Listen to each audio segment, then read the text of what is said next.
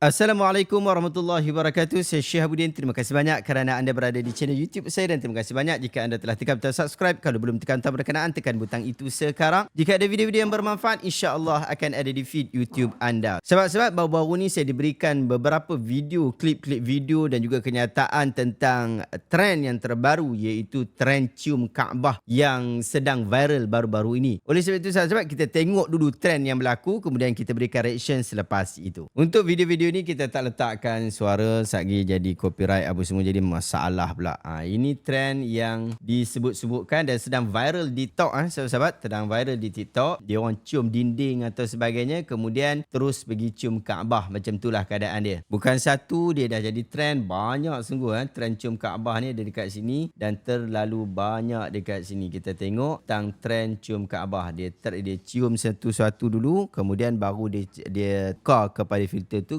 kepada cium Kaabah. Dan ini yang berlaku pada hari ini. Jom kita berikan reaction berkaitan tentang isu ni. Sahabat-sahabat, trend yang sedang popular seringkali mempunyai impak yang pelbagai. Ia boleh menjadi sesuatu yang positif atau dia boleh jadi perkara yang negatif. Contohnya dalam satu ketika dahulu, perkara yang menjadi trend ialah Alif Sata diviralkan program subuh macam Jumaat. Trend ini boleh dikatakan sebagai perkara yang baik kerana ia menggalakkan lebih ramai orang untuk mendirikan solat subuh secara berjemaah. Amalan ini tidak hanya membawa kebaikan dari segi mendapat pahala, tetapi juga memberikan kesan positif kepada masyarakat secara keseluruhan. Ramai orang lakukannya, ramai orang buat, bahkan bukan dekat Malaysia sahaja, sampai ke Indonesia, sampai ke Singapura, orang lakukan perkara berkenaan. Banyak masjid dan surau turut menyertai trend ini dan ramai juga influencer yang mengambil inisiatif untuk menyebarkan amalan yang sama kepada peminat-peminat mereka. Namun begitu, pada waktu sekarang ini ada pula trend yang kurang memberangsangkan di mana orang pergi ke Mekah ataupun pergi umrah dengan tujuan untuk menghasilkan konten media sosial yang menunjukkan mereka mencium Kaabah seperti mana yang kita tengok tadi. Fenomena ini nampaknya direncanakan ataupun dia plan awal-awal kerana kita tengok ia sering dipaparkan di platform media sosial seperti TikTok. Kalau kita rajin buat searching macam saya tunjuk tadi,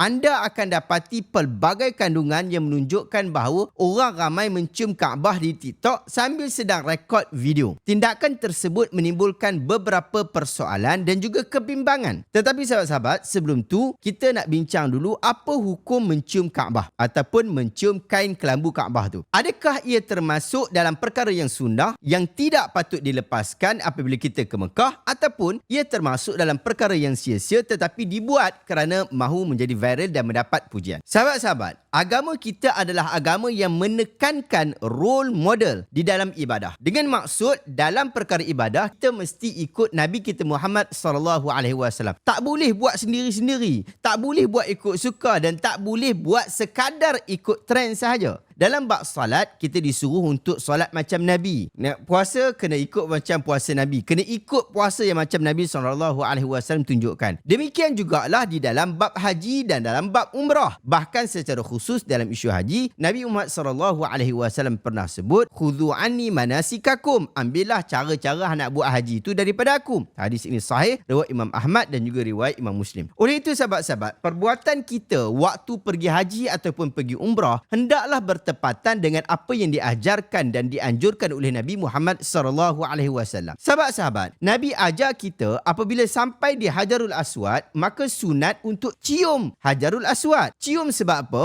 Sebab Nabi SAW cium. Bukan sebab ambil berkat. Bukan sebab tabaruk dengan batu. Tetapi semata-mata kerana Nabi Muhammad SAW telah melakukan hal berkenaan. Ini difahami daripada kata-kata Umar Al-Khattab radhiyallahu anhu yang hadis berkenaan ada di dalam kitab Sahih Al-Bukhari yang saya dan juga tim telah terjemahkan buku berkenaan. Anda boleh dapatkan buku ini dekat bahagian description, bahkan ada bab khusus berkaitan tentang umrah dan juga haji di dalam buku ni. Bagus untuk kita tahu apa yang Nabi SAW sebut, apa yang sahabat Nabi radhiyallahu alaihim ajma'in nyatakan, dan ia adalah hadis-hadis yang sahih, tidak diragukan lagi. Di dalam kenyataan itu, Umar Al-Khattab menyatakan bahawa inni a'lamu annaka hajarun ma tanfa'u wa la tadurru walaula anni ra'aitu Rasulullah sallallahu alaihi wasallam yuqabbiluka maqabbaltuka. Aku tahu engkau hanyalah batu yang tidak memberikan manfaat, tidak pula memberikan mudarat. Jika tidak kerana aku melihat Rasul sallallahu alaihi wasallam menciummu, nescaya aku tidak akan menciummu. Hadis ini sahih riwayat Imam Bukhari. Jadi kita cium Hajarul Aswad hanya sebab Nabi sallallahu alaihi wasallam cium, bukan kerana keberkatan batu berkenaan. Sahabat-sahabat, jika Hajarul Aswad yang ulama kata sunat cium itu pun tidak kerana tabaruk dan tidak kerana ambil berkat, bagaimana pula dengan trend orang cium kain kelambu Kaabah yang tidak pernah disentuh oleh Nabi Muhammad sallallahu alaihi wasallam? Bahkan kain kelambu itu yang kita tengok mereka cium itu, dia ditukar baru setiap tahun. Bukankah perkara itu lebih tidak memberikan sebarang manfaat? Ibn Baz rahimahullah yang merupakan mantan mufti Arab Saudi, dia sebut, dia kata at-tamassuh bil maqami au bi judranil Ka'bah au bil kiswati kullu hadha amrun la yajuzu wa la asla lahu fi syariah wa lam yaf'alhu an-nabiy sallallahu alaihi wasallam wa innama qabbala al-hajar al-aswad wastalamahu wastalama judranul Ka'bah min ad-dakhil wa amma kaunuhu yata'allaqu bi kiswati al-Ka'bah au bi judraniha au yaltasiqu biha kullu dhalika la asla lahu wa la yanbaghi fi'luhu li'adami naqlihi 'an an-nabiy sallallahu alaihi wasallam wa la 'an as-sahabah wa kadhalika at-tamassuh bi maqami Ibrahim au taqabbalahu kullu hadha la asla lahu wa la yajuzu fi'luhu li'annahu min al-bid'ah allati ahdathaha an-nas. Menyapu-nyapu makam Ibrahim atau dinding Kaabah atau kelambu Kaabah, kesemua perkara itu adalah tidak dibenarkan serta tidak ada asalnya dalam agama. Ia juga tidak pernah dilakukan oleh Nabi Muhammad sallallahu alaihi wasallam. Apa yang Nabi lakukan hanyalah cium Hajarul Aswad,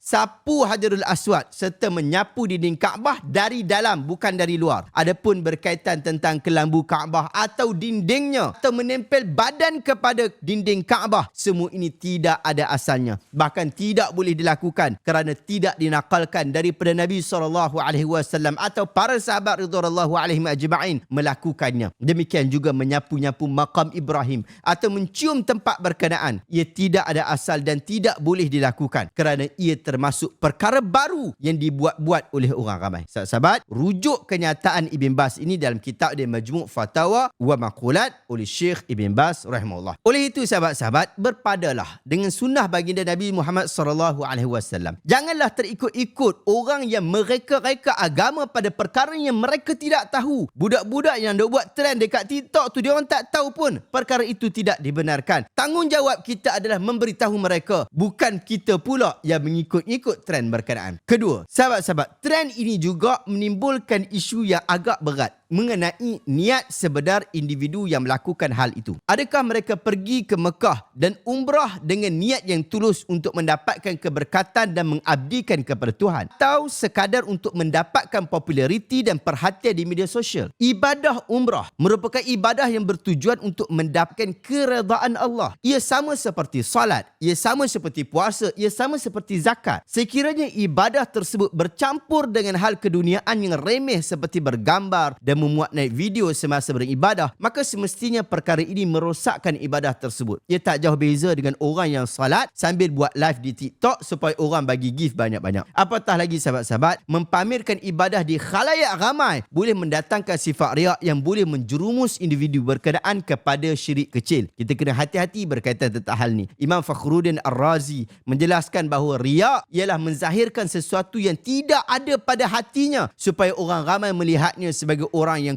kuat pegangan agama. Anda boleh rujuk dalam kitab Mafatihul Ghaib. Nabi Muhammad SAW juga pernah menjelaskan tentang makna riak. Sabda Rasul SAW yang diriwayatkan oleh Mahmud bin Labid, "Inna akhwafa ma akhafu alaikum syirkul asghar." Qalu wa ma syirkul asghar ya Rasulullah? Qala ar-riya. Yaqulu Allah azza wa jalla lahum yawmal qiyamah idza juriya an-nasu bi a'malihim idhahabu ila alladhina kuntum turauna fid dunya fanzuru hal tajiduna indahum jazaa. Perkara perkara yang paling aku takut terjadi pada kalian adalah syirik yang kecil. Para sahabat tanya, apa itu syirik yang kecil wahai Rasulullah? Nabi SAW bersabda, itulah riak. Allah SWT akan berfirman pada hari kiamat kelak, pergilah kepada orang yang kamu hendak tunjukkan amalan kamu kepadanya di dunia dan lihatlah adakah di sisi mereka itu ganjaran dengan sebab amalan kamu. Hadis ini riwayat Imam Ahmad di dalam kitab Musnadnya. Sahabat-sahabat yang ketiga, tindakan dan trend itu juga boleh menimbulkan kontroversi di kalangan masyarakat Islam kerana ia boleh dianggap sebagai sesuatu yang tidak menghormati tempat suci dalam agama Islam. Yang keempat, perlu diberi perhatian bahawa walaupun trend seperti ini mungkin mendapat perhatian dalam jangka masa yang pendek, namun impak jangka panjangnya mungkin tidak selalu positif. Adalah penting untuk kita semua sentiasa memikirkan kesan serta akibat dari setiap tindakan yang kita ambil, terutamanya dalam konteks keagamaan di mana sensitiviti dan keberkatan memegang peranan yang sangat penting. Oleh itu, dalam mengikuti sebarang trend, kita juga perlu berhati-hati dan mengutamakan nilai-nilai yang sesuai dengan ajaran agama dan keadilan sosial. Tambahkanlah ilmu dan pengetahuan supaya kita tidak jahil di dalam mengikut. Ikhlaskan hati dalam beribadah supaya kita tidak terpedaya dengan perangkap iblis. Saya tak mahu hanya pumpang-pumpang bercakap kepada anda, tetapi saya nak cadangkan anda untuk buat umrah yang mengikuti sunnah Nabi kita SAW. Selain daripada buku Sahih Al-Bukhari yang saya cadangkan untuk anda baca kerana ada hadis-hadis berkaitan tentang haji dan umrah di dalam buku berkenaan, saya juga cadangkan anda untuk download buku berjudul Ambil Tahu Tentang Umrah yang ditulis oleh Ustaz Muhammad Abdul Qadir bin Sahak, panduan lengkap umrah menurut sunnah. Dapatkan e-book ini, saya letakkan link dekat bahagian description. Kalau tak jumpa, tanya, insya-Allah saya akan maklumkan. Terima kasih banyak sahabat-sahabat. Saya harap video hari ini dapat memberikan manfaat kepada kita semua. Jika anda rasa video hari ini bermanfaat, tekan butang share, semoga orang lain dapat manfaat yang sama. Terima kasih banyak. Jumpa lagi dalam video reaction seterusnya. Assalamualaikum warahmatullahi wabarakatuh.